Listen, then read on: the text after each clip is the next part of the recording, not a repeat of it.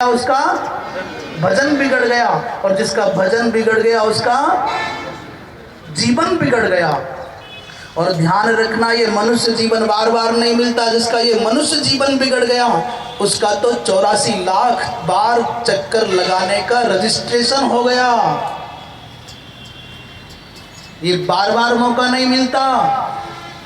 इसलिए मैं कह रहा था कि हमको परमात्मा ने पात्र समझ करके शिखर पर पहुंचाया था, सबसे ऊंचाई पर बिठा करके हमको भगवान ने भेजा।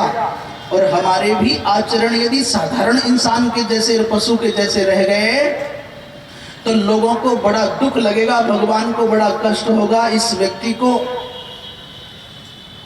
इतना महत्व दिया और ये अपनी जड़ता नहीं त्याग सका, अपनी पशुता नहीं त्याग सका, अपने भूख और भोग पर नियंत्रण नहीं कर सका। मैं एक सीधी बात कहूं, बोलिए परशुराम भगवान की जय, बोलिए परशुराम भगवान की जय। हर हर महादेव। आप पूछोगे ब्राह्मण किसे कहते हैं? मैं बहुत सपाट शब्दों में दो बात बोलता हूं, जिसको भूख और भोग पर नियंत्रण करना आ गया वही ब्राह्मण है। थोड़ा दोबारा सुन लो। जो भूख के अधीन है और भोग के अधीन है उसको जागना पड़ेगा। जिसने भूख और भोग पर नियंत्रण कर लिया, रसना और वासना पर नियंत्रण कर लिया, वही ऋषि है, वही ब्राह्मण है, वही भगवान का भक्त है। और जिसने भूख और भोग के अपने आप को अधीन पाया है कि मैं भूख के बिना नहीं, बिना खाए नहीं रह सकता, और बिना, तो भाई भगवान से चूक हो गई क्या कोई? सारी दुनिया के इतिहास में एक सबसे अनूठा प्रयोग हमारे भारतवर्ष के ऋषियों ने दुनिया को दिया। सारी दुनिया पीड़ित है भोजन के बिना और भोग के बिना। व्यक्ति बिना कपड़े के रह सकता है, सबके बिना रह सकता है, पर बिना खाए नहीं रह सकता और बिना भोगे नहीं रह सकता। चींटी से लेकर कीट, चींटी बने, मक्खी मच्छर बने, कीट पतंग बने, सूकर कुकर बने, कुछ भी बने, परंतु दो चीजों के बिना जीव नहीं रहा, खाए बिना और भोगे बिना।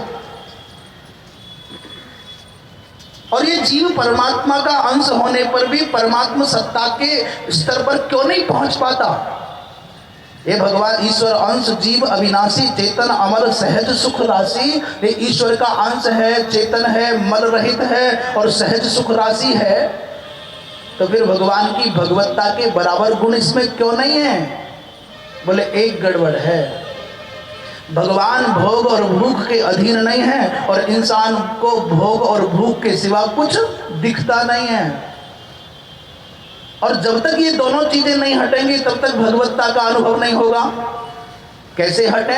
ऋषियों ने, महापुरुषों ने, ऋषियों ने ऋतंभरा प्रज्ञा के द्वारा ये संशोधन करके कहा, जो व्यक्ति व्रत करने लग जाएगा उस व्यक्ति को भूख पर कंट्रोल करना आ जाएगा, और जो व्यक्ति उपवास करने लग जाएगा, भक्ति करने लग जाएगा, उस व्यक्ति की वासना धीरे धीरे मिटने लग जाएगी। उपवास के द्वारा भूख पर नियंत्रण करें और उपासना के द्वारा भोग पर नियंत्रण करें। जो व्यक्ति भगवान का भजन करेगा उसके चित्त से धीरे धीरे वासना कम होगी। बाबा तुलसीदास कहते हैं,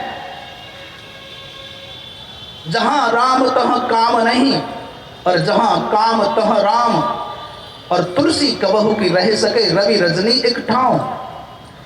जहां राम का, जिस हृदय में राम का आवास होगा वहां काम नहीं रह सकता, और जहां कामनाओं का, जहां वासनाओं का अंधड़ है वहां भक्ति नहीं ठहरेगी।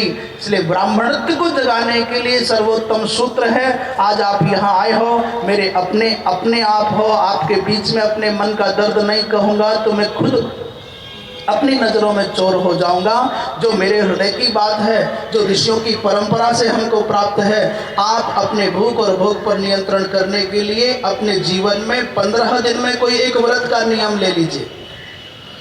कोई एक उपवास अवश्य करूंगा, एकादशी करो, प्रदोष करो, जो आपकी मन हो वो करो, जो आपकी गुरु परंपरा कहती हो वो करो। एक व्रत जरूर करना। इस व्रत के करने का फल होगा कि आपकी चेतना जागृत होगी, उत्थान होगा। और दूसरा, भगवान का कोई भजन अवश्य करना, कोई मंत्र अवश्य जपना, आपकी मर्जी हनुमान चालीसा से लेकर के वेदों के पारायण तक जो आपको अपनी अपनी गुरु परंपरा के अनुसार उचित लगता हो, अच्छा लगता हो, 2 काम जरूर करना। तो आज की इस पावन बेला में आपके यहाँ आने का लाभ होगा, और आपके जीवन में बात आ गई तो मेरे आने का भी लाभ होगा, नहीं तो आपका आना और मेरा आना उतना सफल नहीं होगा। सफल तो है, आप आ गए, इतना काफ़ी बहुत बड़ी बात है, ये बहुत ऊंची बात है कि इतने लोग यहाँ आए, परंतु वो आना पूर्ण सफल तब होगा जब ये 2 बातें आप यहाँ से लेकर के जाएंगे। समय क्या है भैया, देख के बताना। बोलिए परशुराम भगवान की जय। मैं बहुत अधिक क्या कहूँ, यहाँ जो उपस्थित हैं हमारे अखिल भारतवर्षीय धर्म संघ की ओर से संभवतः चरण दत्त कात्यायन जी हमको दिख रहे हैं, उनका धन्यवाद देता हूँ। ब्राह्मण समिति को, युवा मंडल को, इनके हमारे जो भाई इसमें काम में लगे हैं सबको धन्यवाद दूँ। अजय शर्मा जी हैं, जितेंद्र गौतम जी हैं, रवि मिश्र, श्याम बाबू जी, हमारे कुलदीप भाई, संरक्षक के तौर पर हरिओम शर्मा जी और सतीश शर्मा जी को भी बहुत बहुत आभार। आप ये मत समझना कि मैं यहाँ बाहर का व्यक्ति आकर के आपको ऐसा कैसा कर रहा हूँ।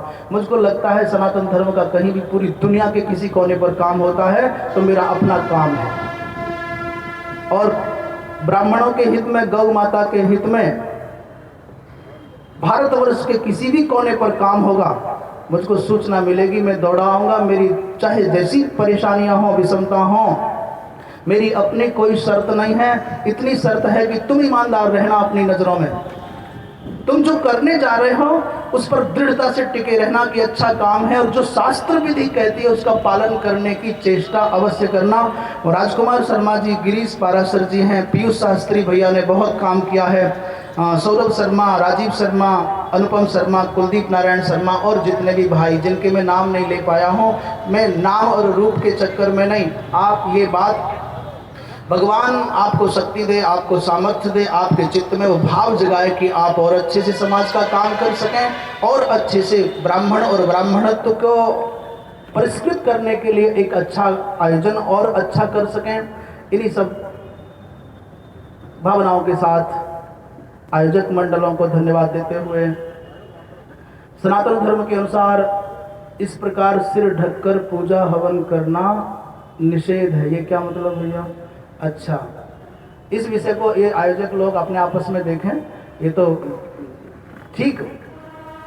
और कोई बात किसी को अच्छी लगी हो तो उसको जीवन में उतारने की कोशिश करना, जो बात अच्छी नहीं लगी हो, मैंने 2 बातें बहुत दृढ़ता से कही थी, हमारा खान पान अच्छा हो, हमारा वेशभूषा अच्छा हो, जिन हमारे पूर्वजों ने हमारी परंपराओं के, संस्कारों की रक्षा के लिए अपने जीवन की आहुति दे दी।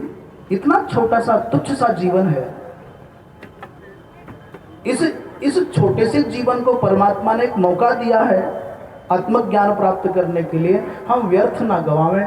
इन बातों की ओर आपका ध्यान आकर्षित किया। जो बात आपको अच्छी न लगी हो उसको मेरे साथ लौटा देना, मन में मत रखना। अच्छी लगी हो तो दिल से लेना और दिमाग से लेना, अपने जीवन में उतारना। इन्हीं शब्दों के साथ हमारे बीच में हमारे भाई नोगी जी हैं, बहुत अच्छे सनातन धर्म की सेवा करने में उनका भाव है। इन सब भाइयों को धन्यवाद देते हुए मेरी वाणी को विराम दूं, और मैं इससे आगे क्षमा चाहूँगा। मुझे यहाँ से कहीं दूर जाना था और जाना है, तो मैं क्षमा चाहते हुए आपके बीच से विदा लूँ। हमारे पूज्य ब्रह्मचारी श्री कृष्ण स्वरूप जी महाराज यहाँ विराजमान हैं, आप उनके संरक्षण में, सानिध्य में ये आयोजन आगे चलता रहेगा।